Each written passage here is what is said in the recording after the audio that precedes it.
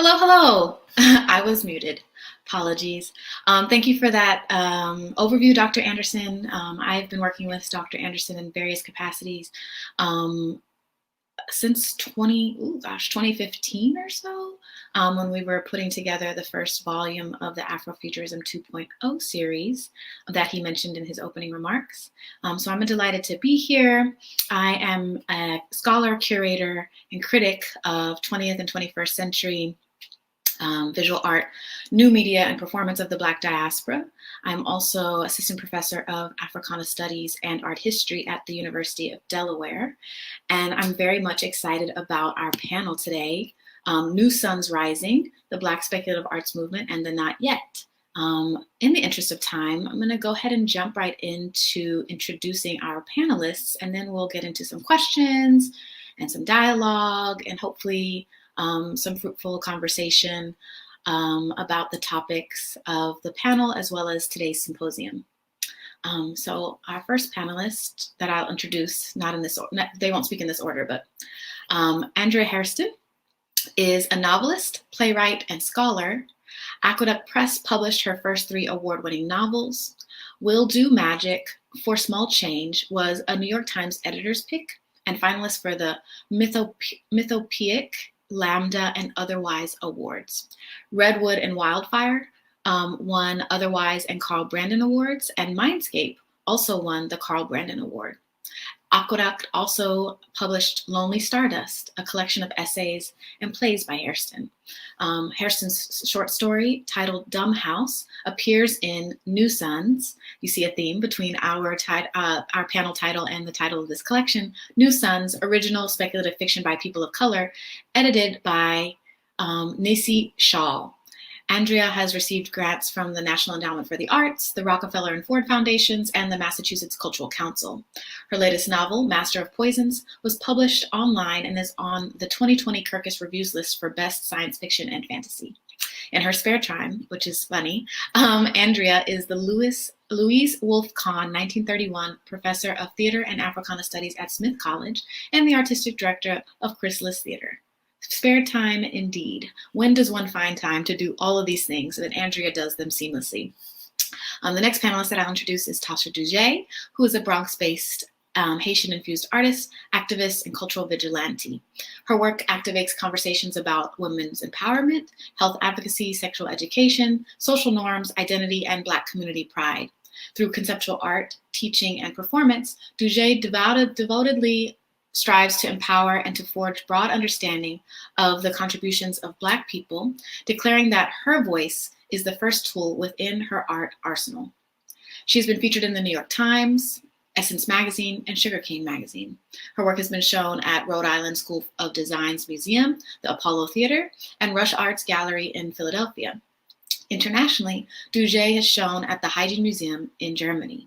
She's an alumna of the Laundromat Project's Create Change Fellowship, Urban Bushwomen's Summer Leadership Institute, the Studio Museum of Harlem's Museum Education Program, the Caribbean Cultural Center's African Diaspora Institute's Innovative Cultural Advocacy Fellowship, and their inaugural Digital Evolution Artist Retention Program. The next panelist that I will introduce is Danilo Deluxo, a Toronto-based painter, videographer, illustrator, graphic designer, muralist, and art mentor. A product of the city, the characters depicted in Danilo's work reflect a diverse landscape of people. He has exhibited and curated several group exhibitions, and he is heavily influenced by graffiti art since his youth, and his mural work can be found across Toronto. As a visual artist and mentor, he has worked for over 10 years with various community groups such as the Remix Project and Under the Radar / The Loft. In 2011, Danilo and longtime artist friend Chris Ack launched a videography-based company named Black Iron Giants.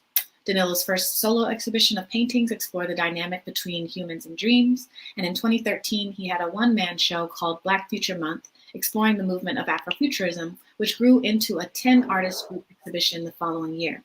Presently, he is working on pieces for a collection titled Chromescape. And last but not least, John Jennings is a professor of media and cultural studies at the University of California at Riverside. He is an interdisciplinary scholar who examines the visual culture of race in various media forms, including film, illustrated fiction, and comics and graphic novels. Jennings is also a curator, a graphic novelist, an editor, and design theorist whose research interests include visual culture of hip-hop, Afrofuturism and politics, visual literacy, horror and the ethnographic, and speculative design and its applications to visual rhetoric. Jennings is co-editor of the Eisner Award-winning collection, The Blacker the Ink, Constructions of Black Identity in Comics and Sequential Art from Rutgers University Press, and co-founder, organizer of the Schomburg Center's Black Comic Book Festival in Harlem. He is also co-founder and organizer of the MLK NorCal's Black Comics Arts Festival in San Francisco, and SoulCon, the Brown and Black Comics Expo at the Ohio State University. John and I go way back to his Buffalo days and to my days in Rochester, and have been in conversation in public and in print many times before. And the way that John's life is set up, I'm sure he knows all of our panelists in some capacity today, but I'm meeting Danilo, Andrea, and Tasha for the first time, which is very exciting because they're all amazing, and I very much look forward to our conversation. So I'm just gonna go ahead and lob the first question, and then we'll start to get into our dialogue for today. The title of our panel, as I mentioned, is New Suns Rising, the Black Speculative Arts Movement and the Not Yet. And each of you use different media to imagine new and alternative worlds. Tell us about your work and how you think of your role as an artist in the face of increasing acceleration and uncertainty.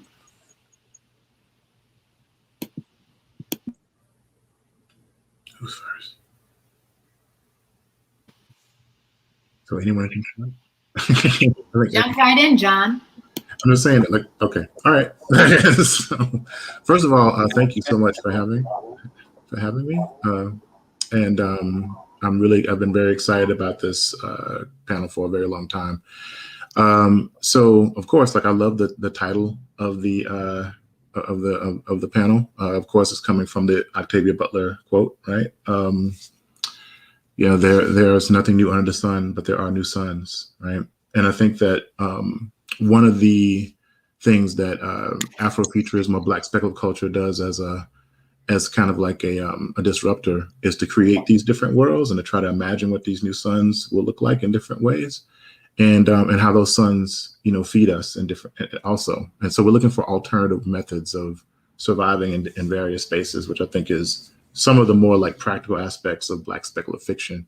And so a lot of my work actually is around sequential art. So I'm a comic book artist, comic book editor. And so I've been, basically trying to use sequential art and graphic design and other types of applied design methods to reify, if you will, like the way that we look at Black speculation. And as an editor, I've been trying to create spaces of change in those areas. So I just recently started a new line of books with Abrams Comic Arts. As you know, Abrams is a well-known arts publisher, and we just put out a new line of books called Megascope, which comes from the W.B. Du Bois invention from his short story, The Princess Steel. And basically, I've been trying to not only put out my own work, but also create spaces where everyone can create these new worlds and these new suns in a sequential manner. And so I'm not going to, go too deep into those things. We can probably unpack some of those other things. I just want to introduce myself and just get things rolling. So thank you for having me.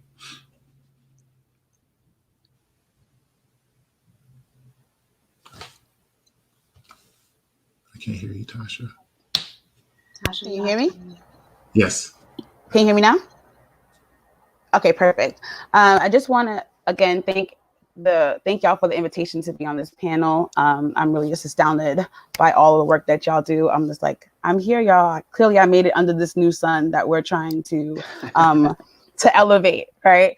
But I just want to just piggyback off of the theme of survival, right? And how art is intrinsic to that conversation, because a lot of the things that y'all imbue in your work is something that I've discovered as an artist, right? And I just entered into my artistry 6 years ago. So as a product of this education system, there's a lot of our histories that have been really not offered to me. So it's really beautiful how art has been the entry point for that.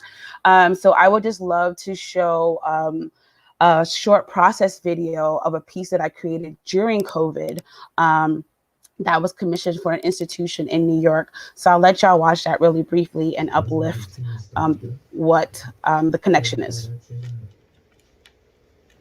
Stay busy, stay very busy.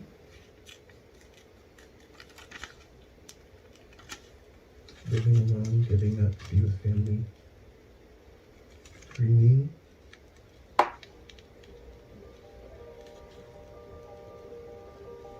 Losing track of time.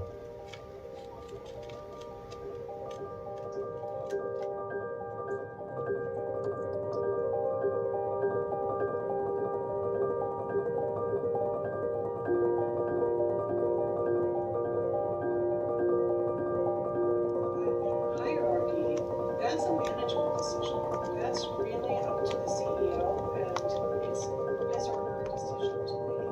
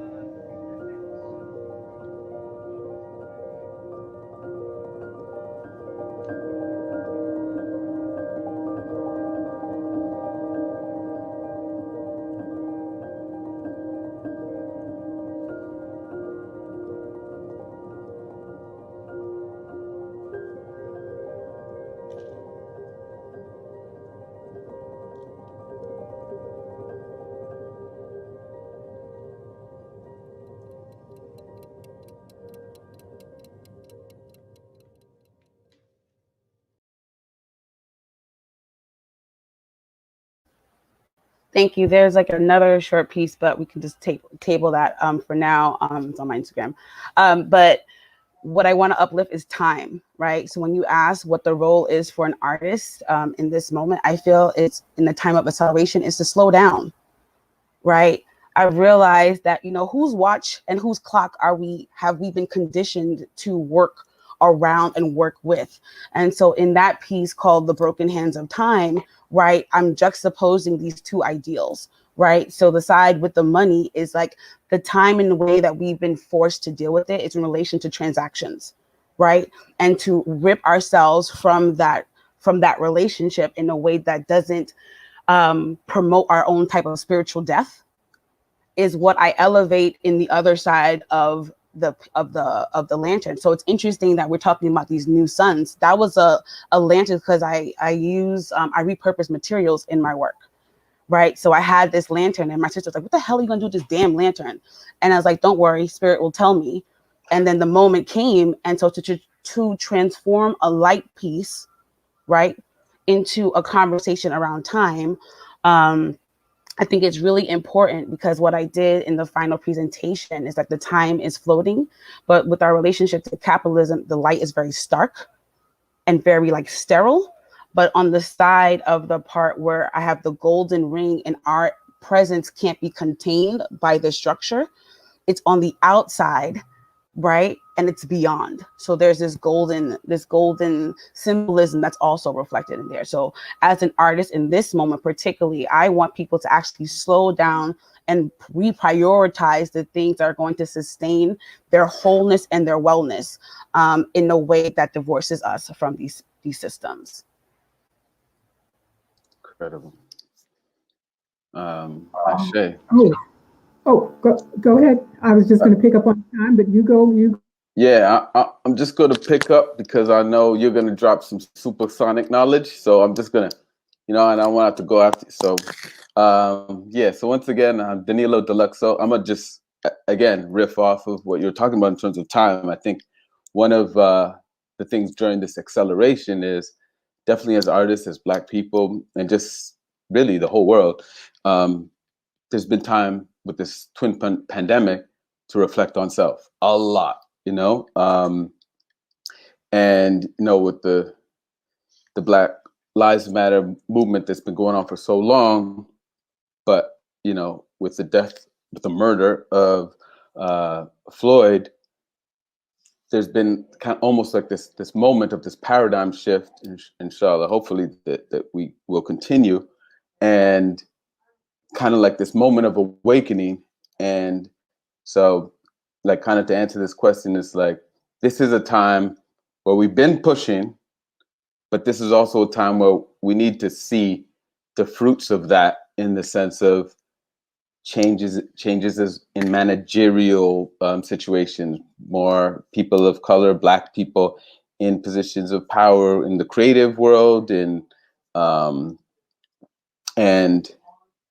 in diverse positions. So I feel like that is one of the things that we have in this moment, and I've been seeing it. Of course, it's incremental, but I've been seeing it. One of the projects that I worked on, it started pre-COVID, but it happened during COVID. Was I was humbled to work on the new Toronto sign. So it's like right at City Hall, and it was celebrating the brilliance and boldness of Black people in Canada and in Toronto. So Blair, yo, cue that track. Yes, cue the video.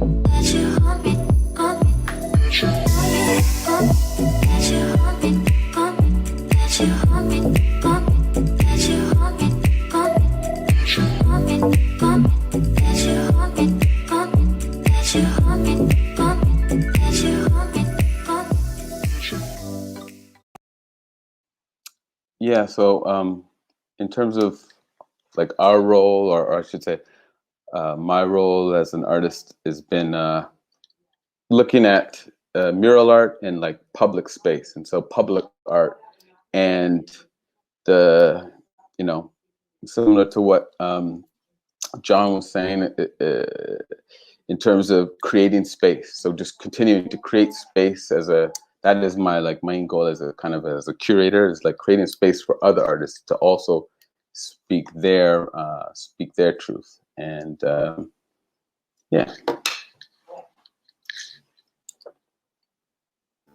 All right, wow. So I'm really honored to be here. I'm living in Nonotuck and Pecumtuck land. I feel like one of the things about time that is sacred is that the artists hold time. We hold it in our stories, in our music, in our visual art, and we hold it in our values that we, confer into the art that we make. And so I think that the whole notion of Renaissance is sort of like, the Europeans went back to the Greeks, right, in order to reach to the future. And we're going back to different ancestors. We're not going from the Greeks to the geeks.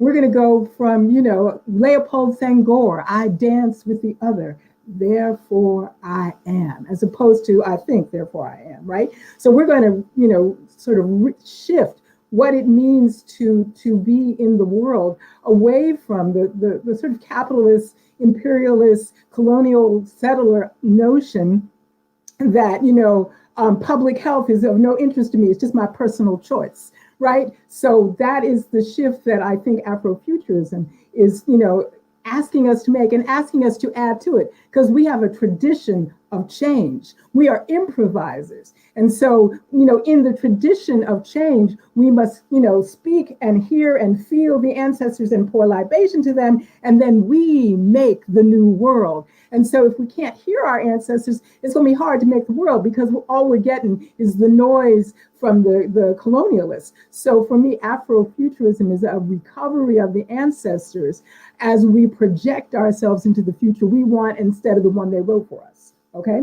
So that's been my work for, I don't know, a long time. We've been all doing this a long time, but I think I'm a little older than y'all. So I've been doing it since like the 70s, along with a whole bunch of others. So Octavia Butler couldn't get published in this, as a science fiction writer when she first tried to publish her book.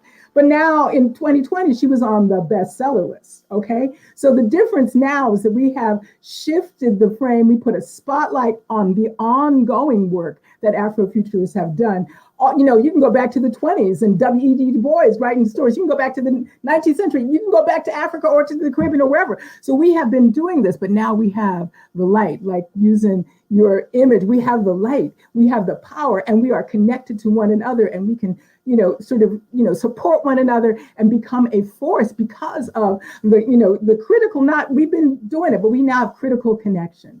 And that to me is one of the major shifts for this time. And I'm not sure acceleration is quite the word that I would use, but interconnectedness is the word that I would use. And so therefore I can, go and get my Black comics and go, yeah, whoa, and hear the music and see the art. And that feeds me, right? As opposed to, like when I was first trying to do this work, I was like, digging it up and scrambling and trying to find it. And it was there. It was there and people were helping me. But then I had a group of people come to Smith College in the, around the turn of the 21st century. Now they're all great artists. But when they came, Nnedi Okorafor was just somebody who I said, oh, come to Smith. And along with Nala Hopkinson and with Sheree and with Nisi, and we were just sitting up on a panel talking about Black future. That was literally about 20 years ago, right?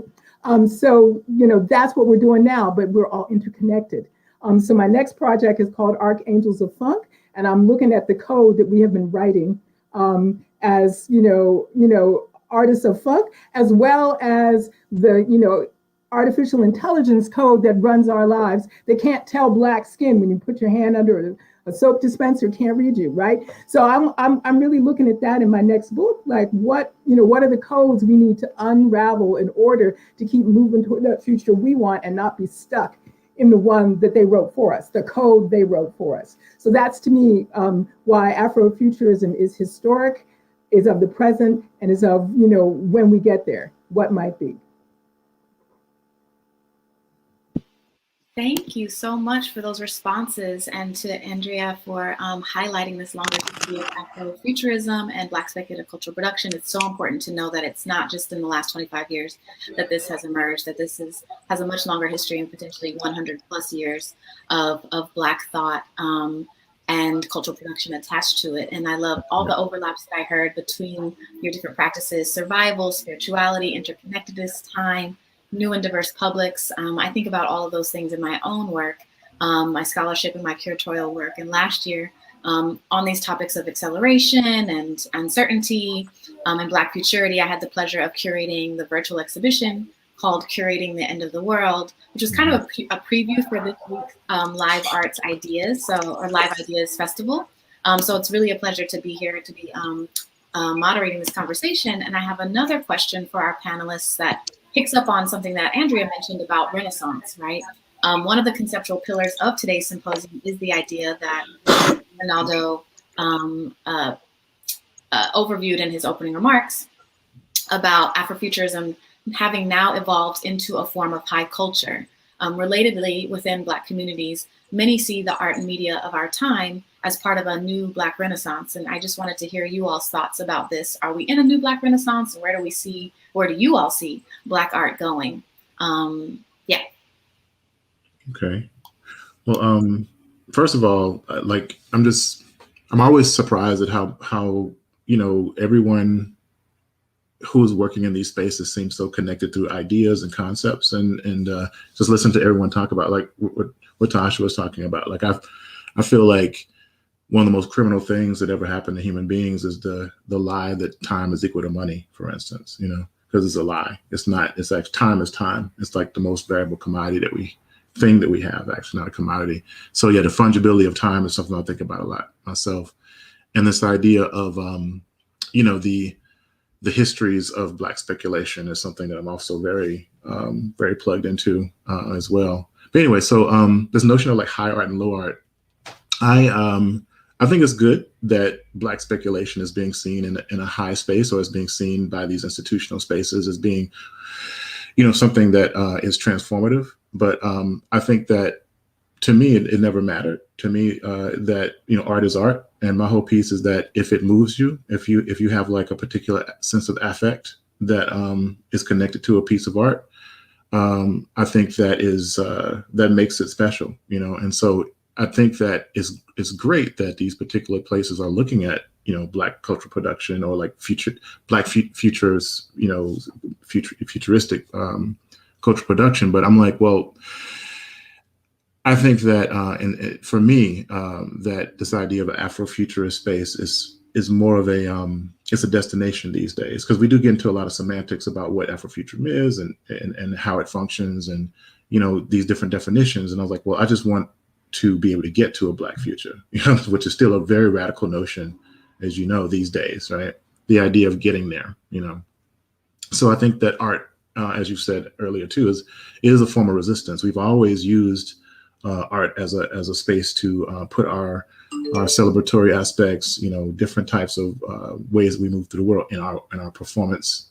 And I definitely think that we are in a space where this is revolved again. Like, I think this is like a Black Renaissance, a new one. Because as you know, I mean, all of the different artistic movements have always been married to various types of political movements, right?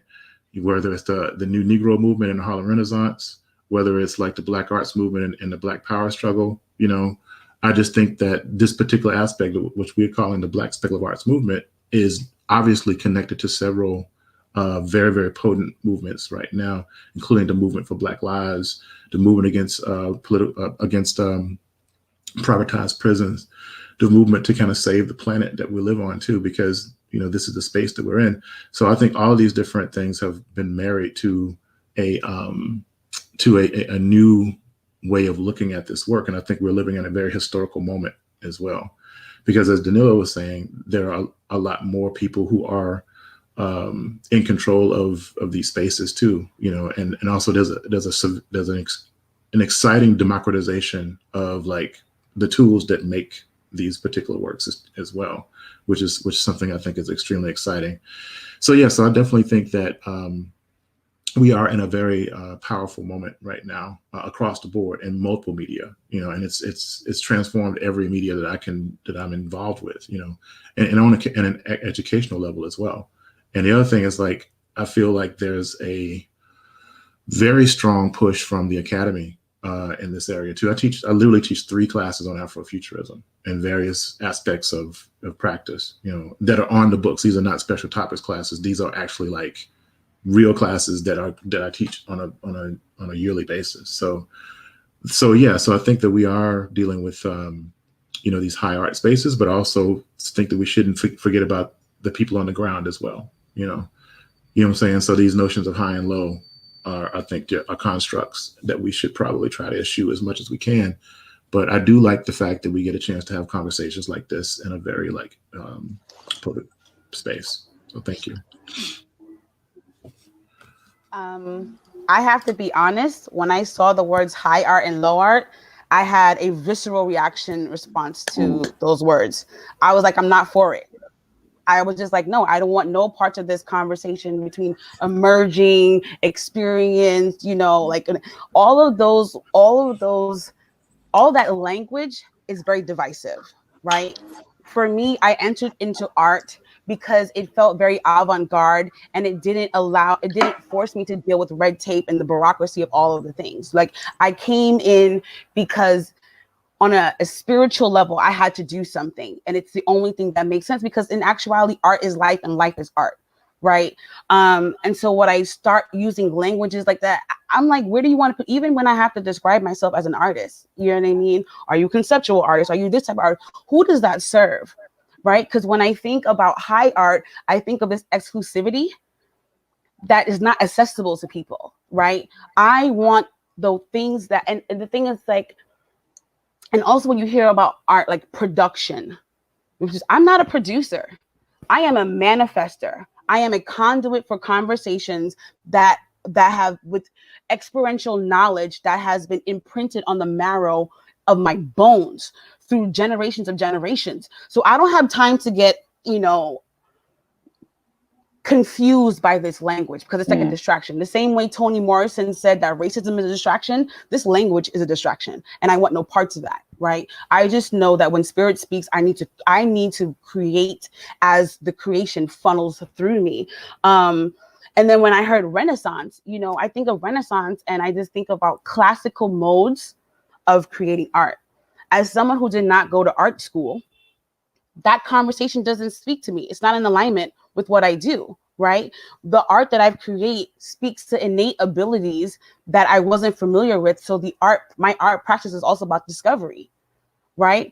I am discovering gifts that I had within me that society would tell me don't have value, right? So for me, this moment isn't a renaissance. It is and kind of to piggyback of Andrea, like a remembering. It is a restoration. It is a revival that leads to a rebirth that divorces us from these things that have distanced us from an existence that pre-existed slavery. So I really want to purge myself of this language because it actually is traumatic. This language triggers me. It keeps me away from the work that it could have the potential to keep me away from the work that I'm supposed to do. And so the art that I create, again, is an act of resistance because I'm not participating in those worlds in that way. So yes, if you want to be in institutions that, are really spaces of conquest, you know what I mean, that don't, really honor the thing that's in the space in a particular way that speaks to an embodied experience, that's cool. So yes, I feel like we need to be in all spaces, and that's where art is most impactful. So those are the things that was coming up for me when I heard those questions. Cool. Actually, it's interesting because the conversation of high art and low art, I haven't heard that in context with Afrofuturism, and I just think about like 7 years ago when I was traveling or where I've been. I was like, oh yes, I'm Afrofuturist. I do Afrofuturist portraiture, and people look at me like, what? And it's like, is that like graffiti like stuff? Because of course the first assumption is like you're a person of color, you're a Black person, you got to be doing specifically graffiti, like which is low art, right? So it's like, this this conversation of high art, low art in context of Afrofuturism. I definitely feel that idea of it's not really important. Like it's a distraction and it's not really important. And for me also, and I think for a lot of us, it's like Afrofuturism is more than just this art. It's like a way of life. And for me, in terms of interpreting what Afrofuturism is it's creating alternate realities for Black people, which is really just seeing Black people with multiplicities, which exist. So you're not creating, it's not an actual alternate reality. It's just shining this light on all these multiplicities of who we are, right? So in terms of like a social, political philosophy and way of life, like that's how I, kind of live Afrofuturism. And I think also for me, a lot of people who don't call themselves Afrofuturists or don't have this terminology, they live that way and inspire me that way. That's, in terms of it, like, again, regardless of the terminology of like Black Renaissance, I just think it's like, as it has been, like, we're just continually being able to define what our identity is, you know, in all these different mediums, in multimedia, and, you know, this whole new NFT place, you know, and like in this, in video, and that's been a part of my understanding of Afrofuturism through like hip hop culture. Like, even though, you know, those cats didn't call themselves Afrofuturists, but that was a big influence for me, you know, like Tasha Womack talks about a lot in her book on Afrofuturism. Like those things are all like ingrained in funk, and, you know, and I'm excited to learn more about the Archangels of Funk, because funk, I'm all about the funk. It's all about the funk. So yeah, I think this is just an incredible time, as yesterday was, and as the future will be. That idea of Sankofa, you know what I mean? You're moving forward and you're looking back at the same time, and time is, the ancestors are here at the same time. So yeah, I'm just trying to continue to create spaces for people to do that, and continue to remind myself to create those spaces for myself. Well, I'm in the academy, and so high art and low art has been something I've been fighting against for a long time. I'm in the theater, which in particular is often viewed as lesser than other art forms.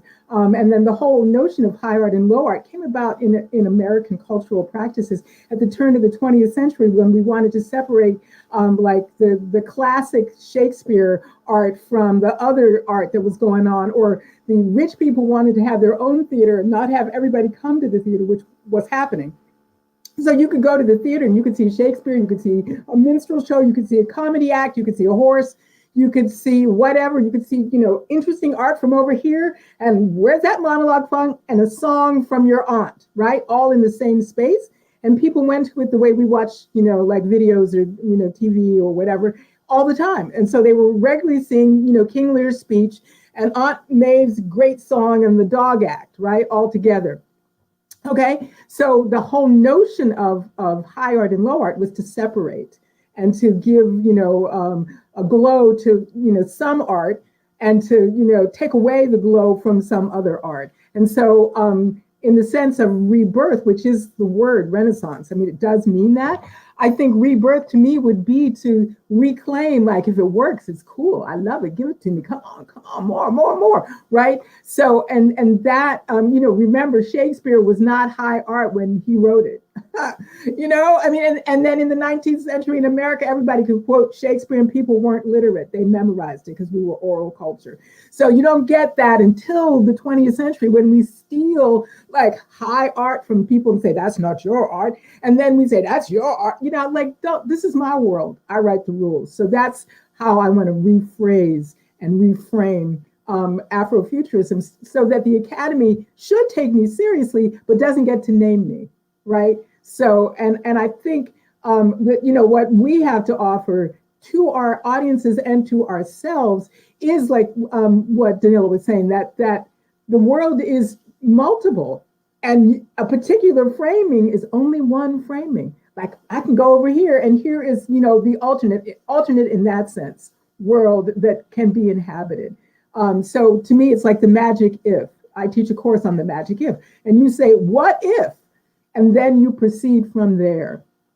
And so just like John was saying, and I teach that course all the time, it's like it's full, it's crammed. Everybody wants to, you know, go there, you know, and I deal with shamans and shapeshifters, and the whole idea that we call up our reality and we shape it and we shift it. And that, you know, we don't have to do empire normal, right? Because, you know, the empire, you know, needs normal and needs to shove us all into one global construct. And it has to get rid of local. It has to take away the power of the local in order to make this empire normal. And it sucks everything up and uses it for, you know, its singular purposes. And so that is what I think Afrofuturism is about. Like, Black people saying, okay, you know, and we've always been saying it. Like, you know, I say to people, Harriet Tubman, you know, she was on a railroad that wasn't underground. There wasn't a railroad getting to freedom, right? I mean, that's Afrofuturism. She never been there. And she didn't know how it ran, and she didn't know the track was going to take. She made it up and she went along, and then she brought other people on it, right? So that's the same trip that Einstein is on when he's out in the middle of nowhere going, what if an elevator was falling and I'm riding the head of a photon? What do I see? Same train, right? They're on the same train. So to me, that's what Afrofuturism is about. Those ways in which we can revision and rebirth ourselves in the world we want. Thank you all so much. Such rich responses, and I'm here for the dissociation with empire, colonialism, being sure that we're using, like, what language you're using, being careful about what language we're using and what language we are adopting when it's not our own, right? These words like mastery, productivity, as Tasha was saying, are all rooted in colonialism. And we, like, you know, people of African descent, people in the Black diaspora, we don't really operate like that. And so it's a very kind of violent experience with those systems, as Tasha was saying. So thank you all. And the Academy can be one of those places of violences. So I'm here for Andrea also being like, no, I'm going to self-determine from the inside. I really appreciate that. Do you all have any questions for each other that you want us to?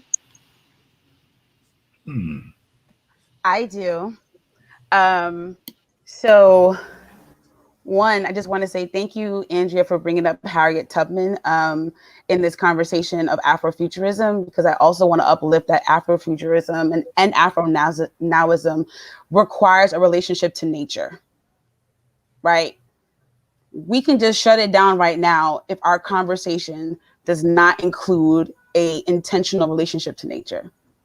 We can just pack it up. So really, thank you for uplifting that. She also leaned into the knowledge that she knew and what she was learning from nature in pursuit for liberation, right? So my question is about dreaming. Because I know with Danilo, I think it was your Blockhead exhibition. And I believe, Andrea, in your work of Redwood and Wildfire, there was mention of dreaming in public. What do y'all feel about dreaming how do you articulate dreams as a tool towards liberation? Because when I think about, for me particularly, I think about Bell Hooks' book, Art on the Mind. And there's a reference around the porch being this portal to liminal space, that how even at the point with small spaces, we can still tap into something beyond. And so how does that show up in your work with regard to dreaming? Yeah. Go ahead. Yeah. Cool. That's incredible that you brought up dreaming. Yeah. So I'm actually a certified narcoleptic. So narcolepsy, it's like a sleep disorder where you fall asleep during the day. Just for anybody who doesn't know, most people don't know it's an actual narcoleptic. They might, but they're not certified. So they're like, oh, I didn't know. Like, oh, that guy just sleeps a lot. So, so dreams have been like it's a big part of my life, right? It's a big part of, and sleep and dreams is a big part of my life. And in my dreams, I'm like the architect. I can fly, I can lift off of air if I concentrate in my dream. Inception, like I've gone those 3 levels down. It's not like the actual movie, just to tell you, like the time. Anyways, but also I've also solved problems in my dreams, which is really like kind of incredible, I guess, opportunity. Like for me, it's like a gift and a curse, right? And the gift is like inside dream states, talk to people and had resolutions that I could orchestrate, and then in reality be at peace because of the feeling that you have in your dreams. And definitely that has been a big part of my artwork. And so with the collection, like this is actually one of the pieces, like with Dream Guardians, the concept is these dream guardians come from their world to our world to help us find our dreams, our passion, etc. So for me, dreams, have been a very inspirational, in a sense, tool, and connecting with this esoteric ether that's there while you're in a dream state. And I think it has that potential for people, for us. I just want to say too, again, I'm just honored also to be here with all these brilliant minds. This is exciting. Absolutely, Danilo. Thank you so much for sharing that part of your experience and how it informs your work. Do Andrea or John have any responses to what dreams mean to them or for them in their work? I do. I was thinking, thank you for the question. Whenever I think about where we are with this kind of Afrofuturist, Black speculative work, I always think about Robin D.G. Kelley's book, Freedom Dreams, thinking about the idea of a Black radical imagination, and I'm really into that. I'm really at the idea of like dreaming ourselves into better spaces, to kind of piggyback on what Andrea was saying about Harriet Tubman and other, historical figures who were fighting and running, towards, something that they didn't understand. They just knew they need to be out of that space. I definitely, I agree with that. I think that I often say like the first like Afrofuturist was the first slave that said, you know what, this ain't working for me.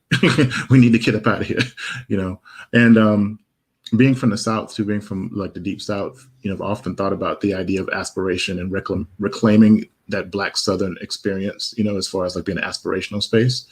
A lot of these particular conversations we're having are from people who are from the South, who are trying to, we look about George Clinton. George Clinton was born in the South, Sun Ra's from the South, and when you think about like, people who are in the music and poetry, there's a lot of like ideas around like reclaiming like a Black Southern experience, as a future space. That mountaintop that Dr. King was talking about doesn't exist in this space. It hasn't, and we haven't gotten to that space. So, the idea of like an activated dream is something that I think about a lot. Now, I don't remember my dreams. I don't remember my dreams at all. Which is, and the thing is that I think it's because I'm always in a fugue state. Like my mind is like, I have the opposite of writer's block. Like I have like racing images. Like when I close my eyes, I just see images in my head. And, it's almost like when I'm drawing something, I'm making something. You ever seen a bear fish for fish in a running stream and just snatch one? That's kind of like how my mind works. It's like when I close my eyes, I see like nothing but images. Have you ever seen like an artist when they're like, draw something and then throw it away? I'm trying to catch the right image, and that's kind of like what my head is like. So, I'm literally walking around. It drives my wife crazy because I'm always writing stories in my head and always having conversations. And so I'm always in a dream state. It almost seems like. So my subconscious is up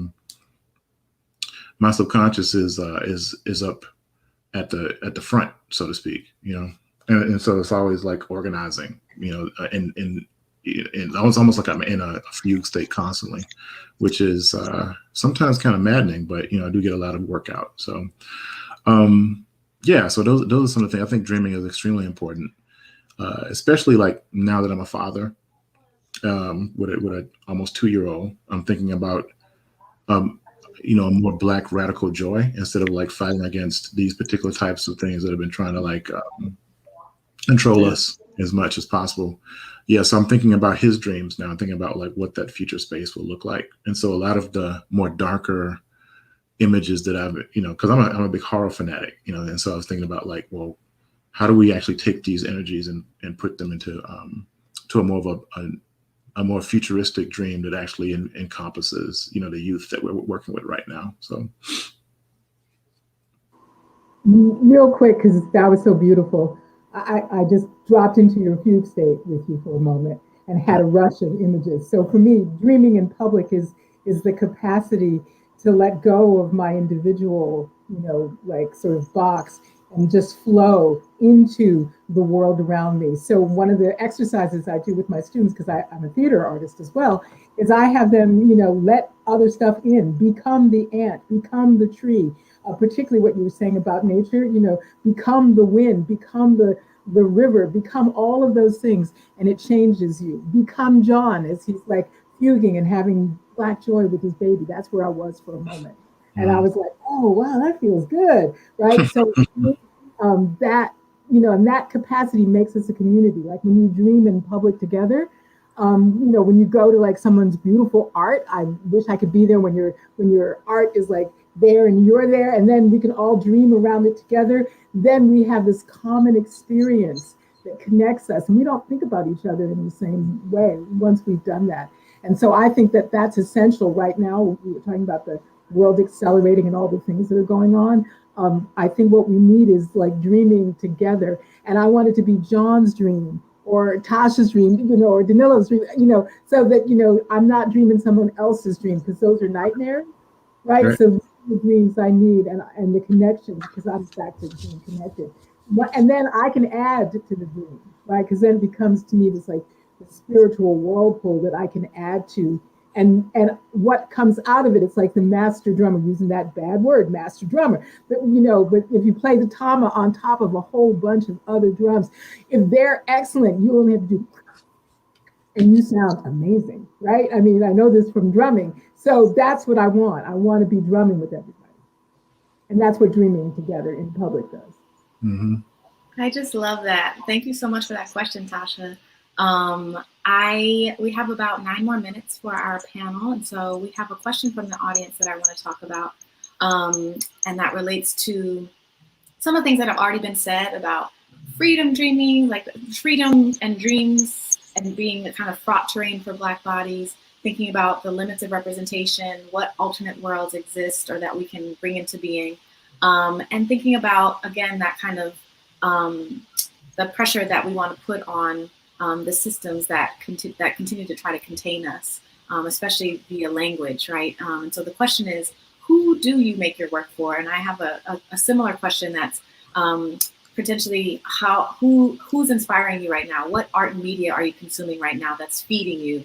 That John was saying that Afrofuturism feeds us. What's feeding you right now? So the question is, who do you make your work for? Question about audience, the gaze, take whatever you will from that. And then the second part of the question to close us out for today's panel is, what media and art are you currently consuming? What's feeding you?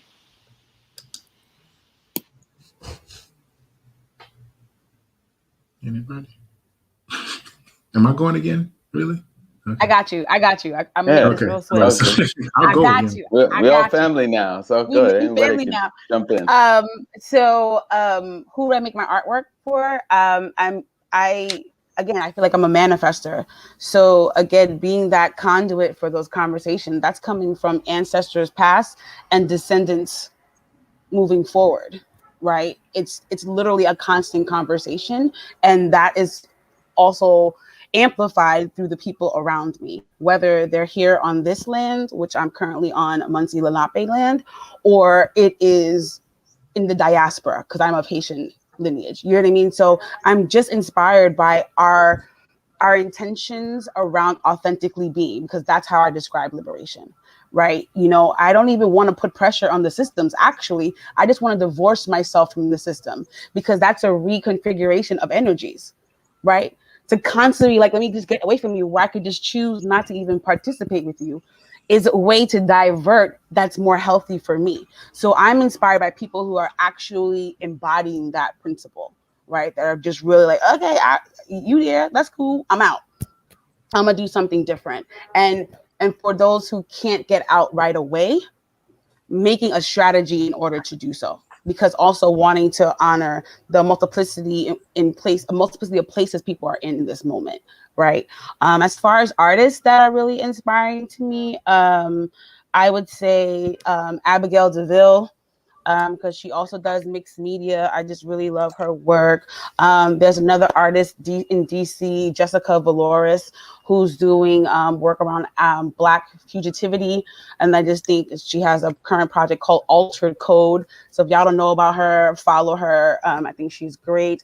I've also come across an artist, her name is May Clemente. She's a Martinican painter. So really allowing myself to be inspired by all people, because the nuances in geography speak to another way that we show up. And so I want to make sure that I'm imbuing myself and not limiting myself to just this this experience here on this land, but keeping myself open, like Andrea said, to all the information, the experiential knowledge that I can gain from people around me. Cool. I'm jump in. Cool. No, I feel that in terms of like getting your sources from so many different places across the diaspora. I'm gonna share. I think I'm gonna reverse the question, and because of time, I'm gonna share some people that inspire me. Quentin Brucetti. So he works monumentalizing like Black figures, especially in Canada, and also like from the Caribbean. Alexis Ake, she captures glorious images of Black women, digital painting, but it has this really organic feel. And Young Yemi, and he explores Black identity with Afrofuturistic portraits. So those are all Canadian artists. So, you know, just throwing that little, you know, Canadian, Caribbean, Canadian flavor to you guys. And in terms of who I produce my work for, I think, as you were talking about in terms of respecting the multiplicities of where people are at, I really just always feel blessed and honored to be able to be creating art and like to be doing my practice. So, and being able to do that with my voice. So like, I'm creating it for my people, Black people, for people of color, like for hip hop cats, for like, and then also for like pulling off what John was saying, like, I never feel like, even looking forward, and I'm like, I don't feel like I'm gonna get writer's block, and I don't feel like I have writer's block, or that's not a thing. I was like, I have too many ideas. How am I gonna get them all done? So, in that sense, it's just pulling those ideas and then being able to, you know, actually manifest them to share. Yeah. So I'm trying to basically utilize the graphic novel form to kind of connect people, you know, because one of the things I've always found really interesting is that, you know, in the original essay by Mark Derry that talks about Afrofuturism, comics are like the primary illustrated form that's in that essay. But for a long time, it was divorced from, you know, a lot of conversations around Afrofuturism and Black speculation. So I've been trying to like really focus on that quite a bit. And that's why, you know, I don't have the interactive pieces, but I do have my children, my first books from my new line, right? So I'm looking at these artists, you know, I'm looking at, you know, Nydia Okorafor's book that we did, right? These are just coming out, you know, looking at the Afro-Caribbean fantasy book Hard Ears as well, right? From Barbados. So, you know, looking at stories about history like Across the Tracks and the Tulsa Race Massacre. So these are things that I'm trying to put out into the world to teach everyone, actually. I want folk to gaze. What's the term? Look upon my works, ye mighty, in despair, right? You know, we are beautiful. I want everybody to see how beautiful we are. And I definitely want to see, you know, more of this work out. As far as like people inspiring me, I'm doing a lot of reading and editing right now. So I'm like people like Victor Laval inspire me. People like Saladin Ahmed, Tananarive Du, all of y'all are inspiring me. You know, so yeah, I'm looking at a lot of like people working in the prose space these days, and are transforming the, you know, like the literary world a lot more too. People like Chesia Burke and Fenderson DeJilly Clark, you know, are folks that I'm really inspired by right now. So thank you all. Yeah, ring shout. Yes, ring shout. Yes. So that just came to me as I was sitting there. Yeah, he dope. So. So among authors, you know, that one, you know, Sheree Renée Thomas has 9 Bar Blues out, and it's just an amazing short story collection. So I can just pick up one of those, and they're like jewels, like all throughout it. But also, I've been listening to historical people like Dr. Funkenstein, which I heard like back in the day. And I was like, let me go look at Dr. Funkenstein again, because I wrote first my thought, like, this is what I remember. And when I went to see it, I went, okay, you couldn't remember this because it was more than you could remember.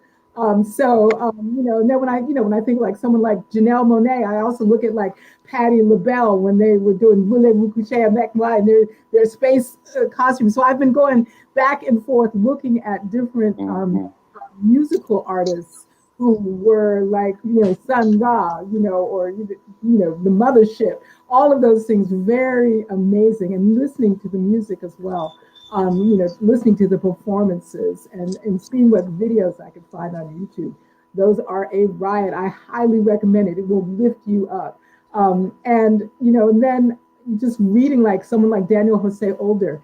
So he writes everything from, young books for young people, as well as his book on the Book of Lost Souls, which is about, reclaiming again the lost soul. So that one I find particularly inspiring. And then all of the other voices that I haven't never been able to get enough of, that I'm getting more of now, because they're being put out. So there's just a lot of work by indigenous artists, by other BIPOC artists, that there was a veil in between me and that work, that again I had to do shoveling and hammering and digging and getting bloody fingers to find it, and now it's easier to get. So I am really excited by that. So New Sons, which is a book that Nisi Shaw edited, a whole lot of short stories from BIPOC authors from everywhere.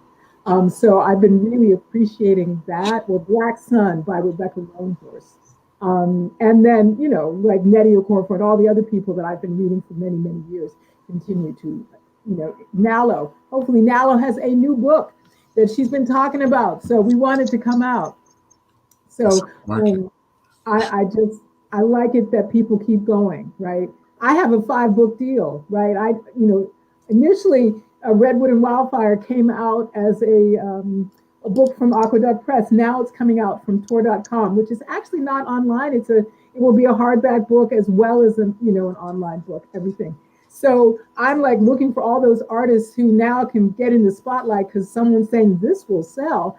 And here's the book that you wrote back in the day that people said to me at the time, like, who would want to read a book about an African-American and a Seminole dude doing theater and coming up from the South and into, nobody want that. That's just weird.